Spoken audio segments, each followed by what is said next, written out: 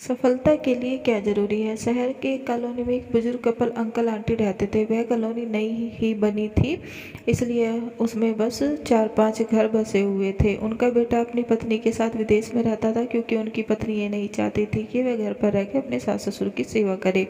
ये बुजुर्ग uncle aunty जिस कॉलोनी में रहते थे, उन्हें हमेशा डर लगा रहता था कि कहीं कोई घटना ना हो जाए, इसलिए वे ज़्यादा घर से बाहर नहीं निकलते थे। लेकिन उनका यह रूटीन था कि वह हर सुबह सूरज निकलने के बाद टहलने के लिए निकल जाते थे। एक दिन दोनों रोज की तरह ही सुबह को टहलने निकले तो उन्होंने देखा कि यह लड़का तेजी से साइकिल चलाता हुआ जा रहा है और उस साइकिल के पीछे एक फावड़ा बंधा हुआ था। लेकिन उन्होंने ज़्यादा ध्यान नहीं दिया और चले गए।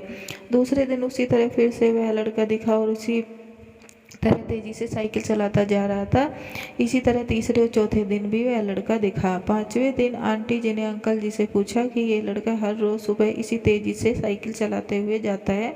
मुझे लगता है कि कुछ गड़बड़ है, कहीं ये लड़का कोई गलत काम करने तो नहीं जा रहा है। लेकिन अंकल जी ने मना कर दिया कि जा रहा होगा, कहीं हमें क्या। परंतु आंटी जी बोली, हमको देखना चाहिए कि हमारी कॉलोनी में कोई गड़बड़ तो नहीं। अंकल जी बोले, ठीक है, कल हम लड़के का पीछा करेंगे और देखेंगे कि ये कहाँ जा रहा है। अगले दिन सुबह को फिर से वो लड़का तेजी से साइकिल चलाता हुआ निकला और उनके पीछे अंकल आंटी भी गए।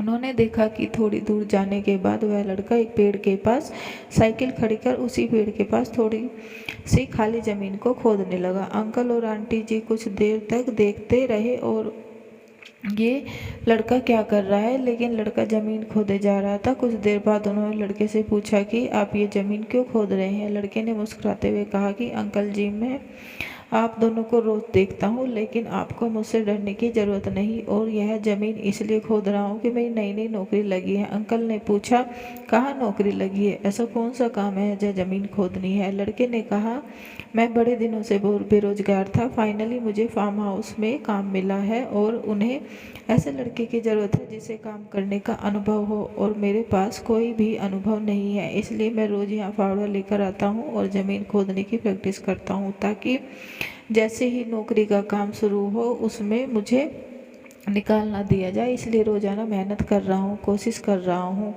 उस लड़के की बात सुनने के बाद अंकल और आंटी जी ने लड़के को आशीर्वाद दिया और बोला, बहुत ही बढ़िया बात है, प्रयास ही ज़िंदगी में सब कुछ है। यह छोटी सी कहानी ज़िंदगी में बहुत बड़ी बात सिखाती है।